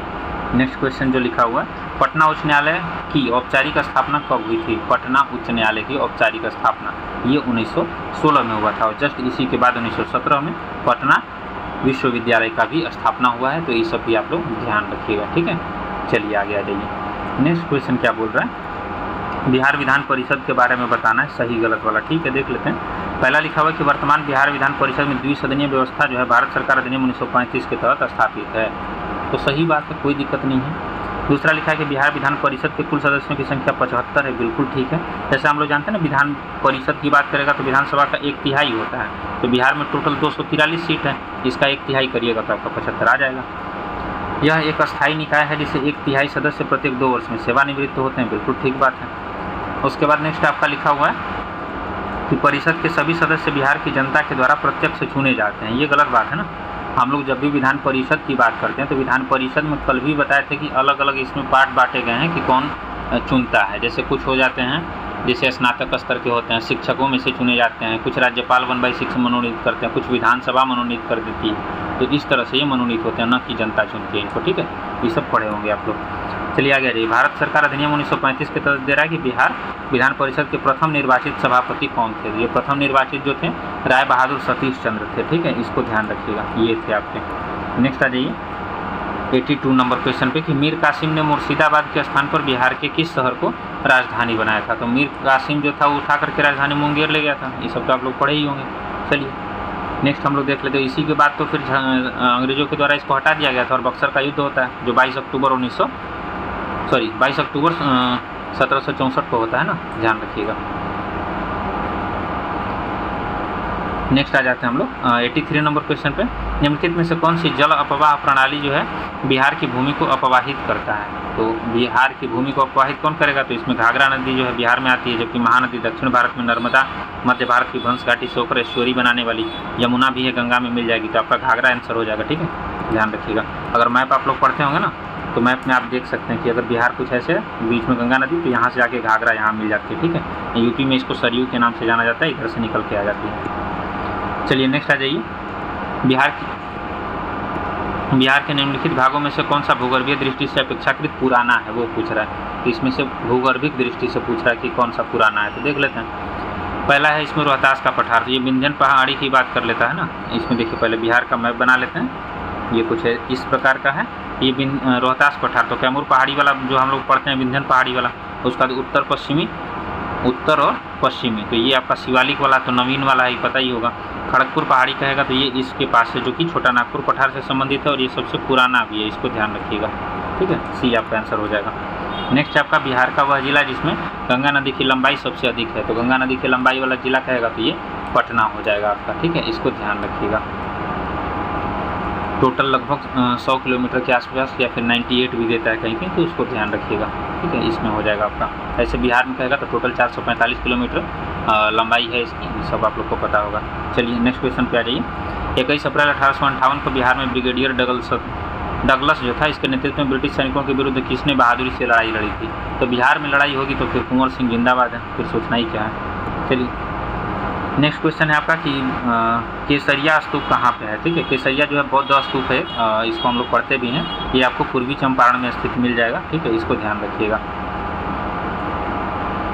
नेक्स्ट हम लोग देख लेते हैं क्वेश्चन कि भारत वन स्थिति रिपोर्ट जो इस बार 2023 का आया था, उसमें किस जिले में भौगोलिक क्षेत्र का सबसे अधिक प्रतिशत वन आवरण के अंतर्गत है? वन आवरण के अंतर्गत सबसे ज़्यादा पूछ रहा है, तो इस बार जो था वो कैमूर में ही है। ठीक है, सबसे ज़्यादा वन आवरण की बात कर लेगा तो ऐसे ही अपना ही जिला है, तो थोड़ा सा इस पर तो फोकस होना चाहिए। चलिए आ जाइए नेक्स्ट क्वेश्चन पे। काशी विश्वनाथ कॉरिडोर की तर्ज पर बिहार में किन दो प्रमुख मंदिर स्थलों को कॉरिडोर विकास के लिए चुना गया? मतलब उनके तर्ज पे इसको बनाया जाएगा। तो एक तो विष्णुपद मंदिर हम लोग पढ़ते हैं गया वाला, और एक महाबोधि मंदिर, तो इन दोनों को जो है विकसित किया जाएगा, तो ये ध्यान रखिएगा। ठीक है, बजट में भी इसके बारे में बात की गई है। चलिए नेक्स्ट आ जाते हैं हम लोग क्वेश्चन पे। 90 नंबर में पूछ रहा है कि कौन सा गया जिले के किस स्थान पर बौद्ध महोत्सव 2025 का आयोजन किया गया? तो अभी हम लोग कुछ दिन पहले पढ़े थे ना, कालचक्र मैदान जो है वहाँ पे, तो यहाँ पे जो है बौद्ध महाबोधि मंदिर से संबंधित है, और इसके लिए मनाया गया है ये फेस्टिवल। ठीक है, ये भी ध्यान रखिएगा आप लोग। हाल ही में 17 फरवरी 2025 को सिवान में दर्ज भूकंप की तीव्रता की थी। ठीक है, तो जो नेपाल में भूकंप आया था उसी का एक रिक्टर यहाँ पे भी आ गया था, लगभग 4 तीव्रता का था, इसको ध्यान रखिएगा। नेक्स्ट आपका लिखा हुआ 92 नंबर देख लीजिए कि 12वें दरभंगा अंतर्राष्ट्रीय फिल्म महोत्सव 2025 के बारे में पूछ रहा था कि सही गलत कौन सा है। ठीक है, देख लेते हैं इसमें।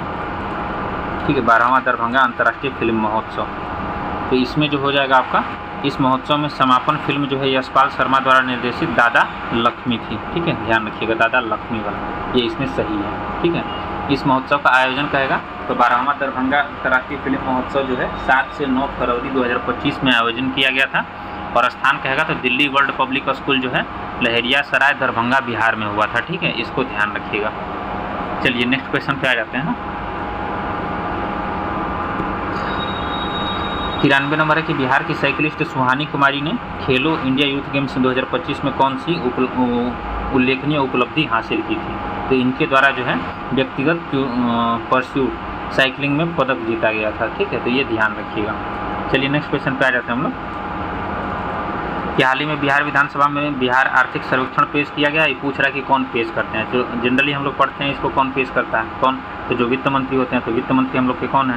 तो वही सम्राट चौधरी हैं। ध्यान होगा आप लोग को, बजट भी यही पेश किए हैं हम लोग का। चलिए नेक्स्ट आ जाते हैं हम लोग। निम्नलिखित में से कौन सी गर्म जलधारा, मतलब जलधारा पूछ रहा है कि कौन सी गर्म है? ठीक है, देख लेते हैं। पूर्वी ऑस्ट्रेलियाई धारा जो है ये गर्म धारा होती है, बिल्कुल ठीक बात है। ठीक है, जैसे ठंडी धारा और गर्म धाराओं की बात कर ले तो कुछ कुछ याद रखिएगा। जैसे अगर बात करें हमबोल्ट की जलधारा हो गई, या फिर आयोशिया की धारा हो गई, कैलिफोर्निया की धारा, लैब्राडोर, कैनारी, बेंगुएला, ये सब पश्चिमी ऑस्ट्रेलियाई धारा, तो ये सब ठंडी जलधारा हैं। ठीक है, जैसे जनरली अगर आप देखिएगा तो कोई भी अगर महाद्वीप है, जैसे मान लीजिए ऑस्ट्रेलिया वाला ये, ठीक है, तो ऑस्ट्रेलिया के अगर पूर्वी साइड में हम लोग जाते हैं तो यहाँ गर्म जलधाराएँ मिलती हैं, जबकि पश्चिमी साइड में आते हैं यहाँ ठंडी जलधाराएँ मिलती हैं। ये सब भी ध्यान रखिएगा। ठीक है, और अब वहीं अगर गर्म जलधारा की बात कर लेते हैं तो जैसे क्यूरोशियो हो गया, उसका उत्तर प्रशांत धारा हो गया, अलास्का हो गया, उपवर्ती काउंटर धारा हो गया, उसके बाद फ्लोरिडा हो गया, गल्फ स्ट्रीम हो गया, नॉर्वेजियन हो गया, पूर्वी ऑस्ट्रेलियाई धारा हो गया, ये सब गर्म जलधाराएँ हैं। तो इन सबको भी थोड़ा थोड़ा देखते रहना है। नेक्स्ट पूछ रहा है कि कौन से 5 प्राथमिक कारक जो है मृदा निर्माण को नियंत्रित करते हैं? तो मृदा निर्माण को नियंत्रित करने वाले कौन कौन हैं? तो इसमें दे रहा है जलवायु, सही बात है। जीव हो जाएंगे, बिल्कुल जीव जंतु। उसका उच्चावच स्थलाकृति बिल्कुल डिपेंडेंट है। मूल सामग्री होना ही चाहिए, समय होना ही चाहिए, बिना टाइम पीरियड के तो बनेगा ही नहीं। तो इस तरह से सभी इसका सही है। ठीक है, देख लीजिएगा। नेक्स्ट आ जाइए, भारत का सबसे पूर्वी बिंदु कौन सा है? ठीक है, तो भारत का सबसे पूर्वी बिंदु पूछ रहा है कि कौन सा है, वो देख लीजिए। तो सबसे पहली बात कि अगर पूर्वी की बात करेगा तो भारत के सबसे पूर्व में अगर एक छोटा सा मैप आप बनाते हैं ये कुछ इस तरह से होगा। ठीक है, तो पूर्व में आपका अरुणाचल प्रदेश है, और अरुणाचल प्रदेश में एक जगह आता है किबीथू के नाम से। ठीक है, इसको ध्यान रखिए, ये सबसे पूर्व में अवस्थित है, और इसकी अवस्थिति कहेगा तो 97 डिग्री 25 मिनट पूर्वी देशांतर पर अवस्थित है। ठीक है, इसको ध्यान रखिएगा।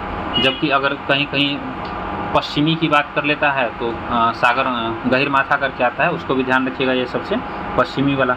उत्तर में अगर कहेगा तो इंदिरा कॉल है, जबकि और दक्षिण की बात करेगा तो अंडमान निकोबार पर स्थित इंदिरा पॉइंट है, पिग्मेलियन पॉइंट के नाम से जाना जाता है। वो सब याद रखिएगा, पूर्व पश्चिम उत्तर दक्षिण वाला। चलिए आगे आ जाइए। निम्नलिखित में से कौन सा विकल्प हिमनदीय गतिविधि के द्वारा निर्मित अपरदनकारी भू आकृतियों का सही वर्णन करते हैं? ठीक है, तो इसमें से कौन कौन सा सही वर्णन करेगा? सर्क या कोरी, बिल्कुल ठीक है। एरेट्स की बात करेगा, ये भी होता है। हॉर्न बनता ही है। यू आकार की घाटी बिल्कुल बनेगा। ड्रमलिन नहीं बनता है इसमें, ठीक है, ड्रमलिन ध्यान रखिएगा, इसमें नहीं बनेगा। नेक्स्ट क्वेश्चन पर आ जाइए। महासागरीय जल में जो है तापमान वितरण के बारे में पूछ रहा है कि क्या स्टेटमेंट दिया हुआ है, सही गलत पूछ रहा है वही। ठीक है, देख लीजिए पहला कि भूमध्य रेखा से अगर मान लीजिए ध्रुवों की ओर सूर्यताप के बदलते कोण के कारण महासागर की सतह का तापमान सामान्यतः कम होता जाता है। बिल्कुल ठीक बात है, क्योंकि भूमध्य रेखा से अगर ध्रुवों की तरफ हम लोग बढ़ते हैं तो सूर्यताप जो है वो धीरे धीरे कम होता जाता है, क्योंकि सूर्य का प्रकाश वहाँ तिरछा जाता है, इसी वजह से। ठीक है, दूसरा इसमें लिखा हुआ है कि ऊर्ध्वाधर रूप से समुद्र का तापमान सतह से लेकर तल तक गहराई बढ़ने के साथ साथ लगातार कम होता जाता है बिना किसी महत्वपूर्ण व्युत्क्रम के। कोई गलत बात है, ऐसा थोड़ी होता है। चलिए, एक व्युत्क्रम होता है इसमें। नेक्स्ट आपका वही पूछ रहा था, देख लीजिएगा सही गलत। उसका विषुव शब्द पूछ रहा है कि उस समय को संदर्भित करता है जब। विषुव जो है उसके बारे में पूछ रहा है। तो विषुव जो होता है मुख्य रूप से भूमध्य रेखा पर सूर्य का सीधा जो होता है, मतलब परपेंडिकुलर पड़ता है, तो ये वाला जो है यही अवस्थिति जो होती है विषुव होती है। ठीक है, चलिए आगे आ जाइए। निम्नलिखित में से कौन सा कथन जो है पृथ्वी के घूर्णन और परिक्रमण के प्रभावों का सटीक वर्णन करता है? घूर्णन और परिक्रमण, ठीक है, ध्यान रखिएगा।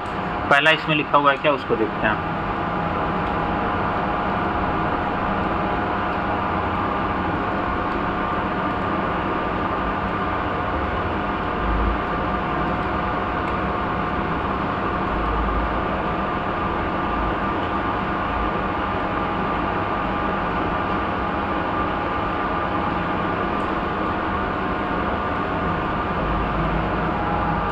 पहला इसमें लिखा हुआ है आपका कि पृथ्वी का अपनी धुरी पर घूर्णन ही वर्ष भर में ऋतुओं के आने के लिए पूरी तरह उत्तरदायी होता है। तो ये गलत बात है ना, घूर्णन नहीं होता, परिक्रमण जो होता है। जैसे सूर्य हो गया तो सूर्य के चारों तरफ जो पृथ्वी परिक्रमा करती है इसका है, न कि अपने ही जगह पर घूमती है उसका है। तो पहला तो गलत है।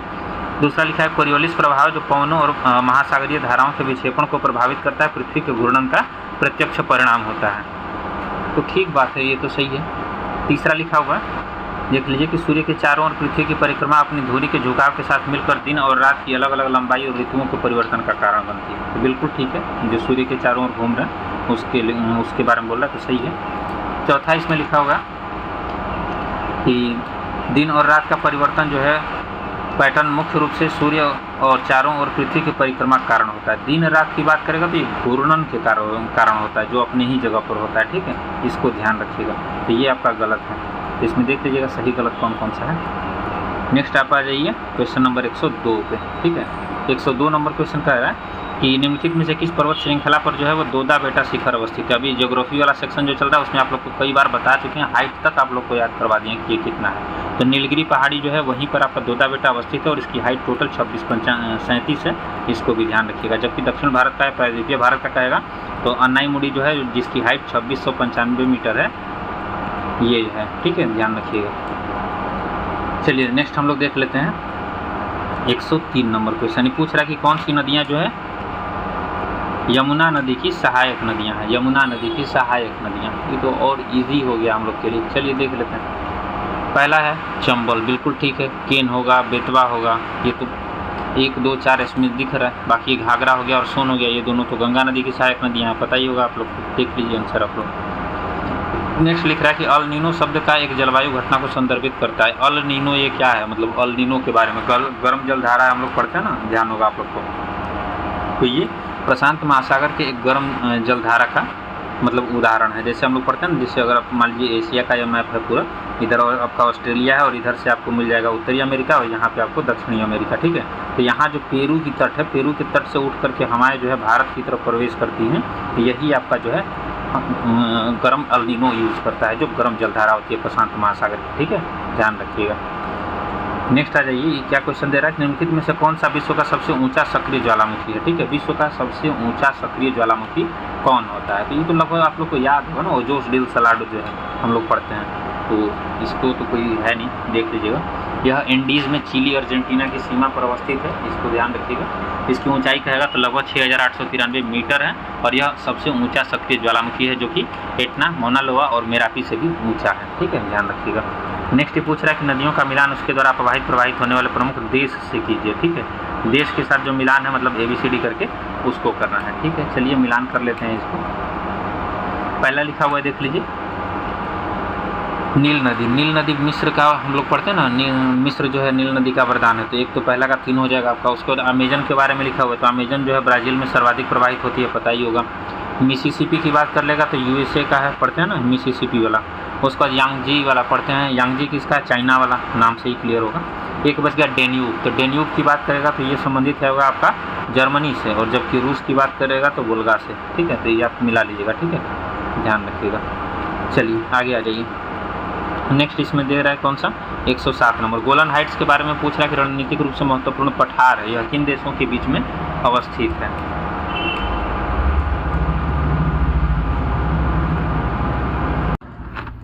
चलिए तो हम देख लेते हैं गोलन हाइट्स के बारे में लिख रहा है कि रणनीतिक रूप से क्यों महत्वपूर्ण है, तो ये कौन कौन देशों के बीच में है। तो गोलन हाइट्स के बारे में पढ़े होंगे, इजराइल, सीरिया, लेबनान, जॉर्डन। ठीक है, तो ये 4 जो है मतलब इन देशों के मतलब मुख्य रूप से गोलन हाइट्स। अगर इजराइल का आप लोग मैप अगर वर्ल्ड में देखते होंगे, जहाँ ये इजराइल अवस्थित है, इधर भूमध्य सागर होगा, तो यहाँ पे आपको गोलन हाइट्स देखने को मिल जाता है। ठीक है, इजराइल के जस्ट ऊपर है, देख लीजिएगा।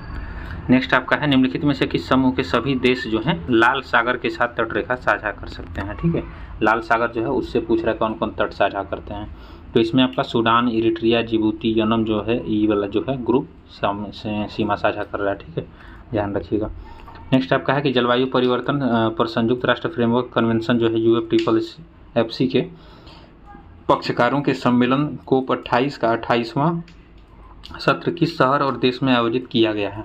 ये जो है अभी पूछ रहा था कि इस शहर में आयोजित किया गया है, तो दुबई में UAE वाला जो है यहाँ पे आयोजित हुआ था। COP28 ये हम लोग पढ़ रखे हैं।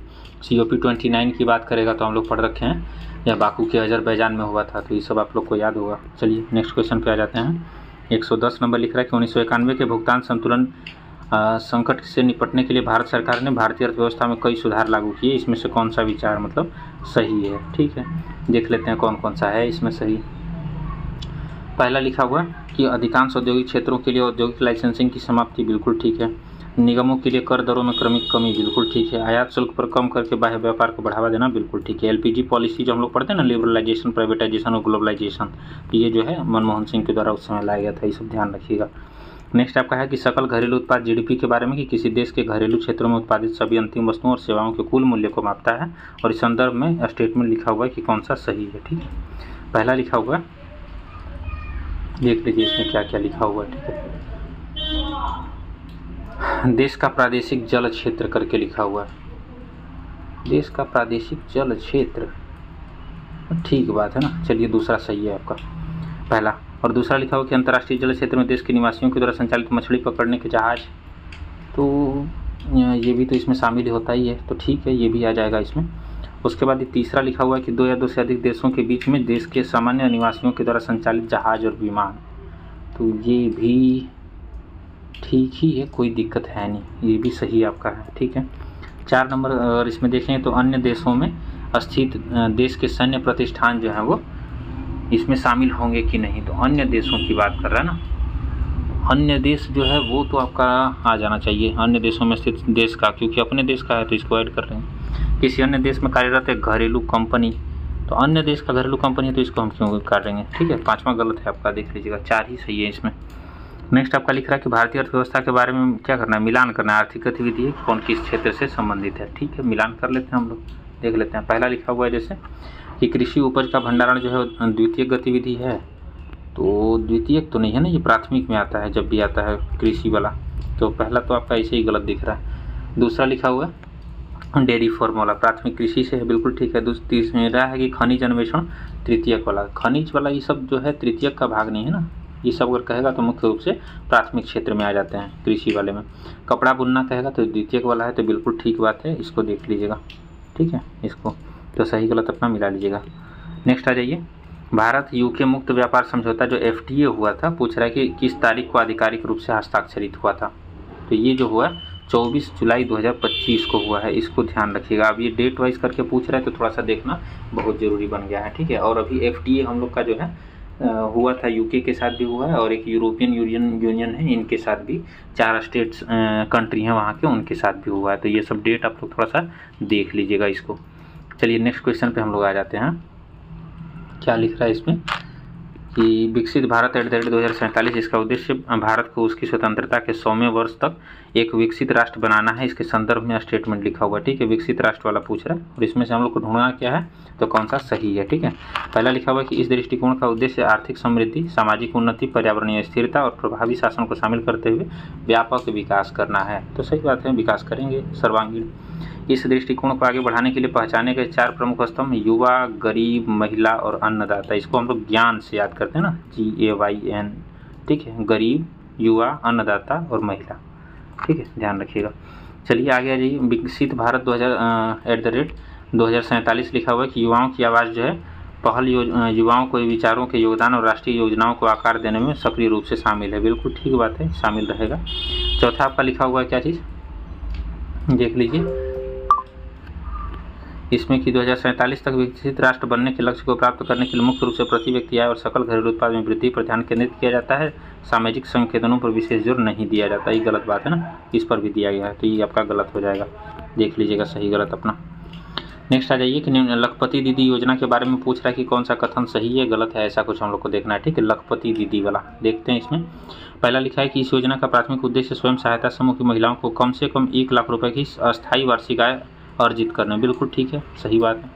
दूसरा इसमें लिखा हुआ है यह पहल एक स्वतंत्र योजना है जिसका अपना समर्पित बजट है जो अन्य ग्रामीण विकास कार्यक्रमों से अलग है। ऐसा कहाँ लिखा हुआ है कि ये अलग है, मतलब राष्ट्रीय ग्रामीण आजीविका मिशन जो है उसी में तो है, दीनदयाल अंत्योदय योजना जो है उसके अंतर्गत हम लोग पढ़ सकते हैं। ये तो गलत है ना, शामिल है। तीसरा लिखा हुआ है इसमें कि यह योजना जो है स्वयं सहायता समूह की महिलाओं के बीच कौशल विकास, वित्तीय साक्षरता, उद्यमिता, क्षमता निर्माण। बिल्कुल ठीक है। सरकार द्वारा देश भर में 3 करोड़ लखपति दीदी बनाने का लक्ष्य रखा गया है, ये भी सही बात है, ठीक है, इसको ध्यान रखिएगा। चलिए नेक्स्ट आ जाते हैं हम लोग 116 नंबर क्वेश्चन पे। केंद्रीय बजट 2025-26 में पूछ रहा है कि स्वास्थ्य और शिक्षा के लिए आवंटन जो हुआ है उसके बारे में विचार करना है। स्वास्थ्य और शिक्षा वाला क्या है, ठीक है। इससे पहला देख लीजिए इसमें क्या लिखा हुआ है। शिक्षा मंत्रालय के लिए कुल बजट आवंटन में जो है वृद्धि देखी गई है और इससे भी बिहार वाला में कहेगा तो सबसे ज़्यादा इस बार शिक्षा पर ही खर्च हुआ है, जिसमें स्कूली शिक्षा और साक्षरता विभाग को अब तक का सबसे अधिक आवंटन हुआ है। बिल्कुल ठीक बात है। आवंटन में वृद्धि के बावजूद भी स्वास्थ्य क्षेत्र का वित्त वर्ष 26 के कुल बजट में 2% से भी कम अंश है। बिल्कुल ठीक बात है, इसका 2% से भी कम अंश है इसका टोटल पूरा, अगर हम लोग कह सकते हैं, क्योंकि 2% से कम यानी कि 1.94% है इसका इस बार जो है स्वास्थ्य वाला, इस वजह से ये सही है, ठीक है। तीसरा लिखा हुआ है कि स्वास्थ्य सेवा के बजट में स्वास्थ्य अवसंरचना को मजबूत करने के लिए प्रधानमंत्री आयुष्मान भारत स्वास्थ्य अवसंरचना मिशन के लिए आवंटन में उल्लेखनीय वृद्धि देखी गई है। तो सही बात है, इस बार भी वृद्धि देखने को मिली है। और नेक्स्ट आपका लिखा हुआ है इसमें कि शिक्षा क्षेत्र में स्कूली शिक्षा के बजट का एक महत्वपूर्ण भाग समग्र शिक्षा अभियान को आवंटित किया गया, ये भी ठीक है। चारों ही सही है इसका, ठीक है, देख लीजिएगा। नेक्स्ट आ जाइए। डॉलर विमुद्रीकरण उस प्रक्रिया को कहते हैं जिसके द्वारा होता है। डॉलर विमुद्रीकरण जो होता है उसके बारे में पूछ रहा है क्या होता है। तो देश जो अंतर्राष्ट्रीय लेन देन, भंडार और वैश्विक मूल्य निर्धारण मानक के रूप में अमेरिकी डॉलर पर अपनी निर्भरता कम करेंगे, वही चीज़ था आपका डी-डॉलराइजेशन, पढ़ रखे हम लोग। चलिए आगे जाइए। भारत के एकीकृत भुगतान इंटरफेस यानी UPI की अंतर्राष्ट्रीय स्वीकृति के बारे में पूछ रहा है कि सही गलत कौन सा है, ठीक है, देख लीजिए। UPI वाला पहला इसमें लिखा हुआ UPI वर्तमान में कहेगा तो आपको सिंगापुर हो गया, भूटान हो गया, नेपाल, श्रीलंका, फ्रांस, मॉरिशस सहित कई देशों ने इसको यूज़ किया, मतलब एक्सेप्ट कर ही चुके हैं, ठीक बात है। UAE की बात करेगा तो व्यापारिक भुगतान के लिए UPI को एक्सेप्ट करने वाला शुरुआती देशों में से एक था, सही बात है। तीसरा लिखा हुआ है आपका कि यूरोपीय देशों में UPI का विस्तार फ्रांस से शुरू हुआ और साइप्रस ने भी हाल ही में एक्सेप्ट किया। बिल्कुल ठीक बात है, अभी मोदी जी को यहाँ का सर्वोच्च सम्मान भी मिला है, पता होगा। नेक्स्ट आपका लिखा है कि RBI और NPCI जो है NIPL ने वित्तीय वर्ष 2028-29 तक UPI की पहुंच जो है 20 से अधिक देशों तक बढ़ाने का लक्ष्य रखा है। बिल्कुल ठीक है, इसका टारगेट रखा गया है, ठीक है। तो आपका चारों ही सही है, इसमें देख लीजिएगा। नेक्स्ट क्वेश्चन पे आ जाइए। आपका लिखा हुआ है कि वित्तीय वर्ष 2024-25 के अंतिम अनुमानों और आर्थिक सर्वेक्षण के आधार पर निम्नलिखित में से कौन सा भारत के GVA यानी कि सकल मूल्यवर्धन में व्यापक क्षेत्र के योगदान के सही बढ़ते क्रम को दर्शाता है। बढ़ते क्रम में हम लोग को सजाना था, तो सबसे पहले हो जाएगा आपका इसमें कौन सा प्राथमिक क्षेत्र वाला, प्राथमिक क्षेत्र के बाद द्वितीयक और द्वितीयक के बाद तृतीयक, क्योंकि हम लोग पढ़े हैं सेवा क्षेत्र इस बार सबसे ज़्यादा है, उसके पहले हो जाएगा आपका विनिर्माण वाला और उसके बाद लास्ट आपका कृषि वाला, तो ध्यान रखिएगा इसको। उसके बाद देखिए विश्व पैरा एथलेटिक्स के शुभंकर का नाम क्या है, विश्व पैरा एथलेटिक्स के शुभंकर का नाम, तो ये आपका विराज करके रखा गया था ना, ध्यान रखिएगा।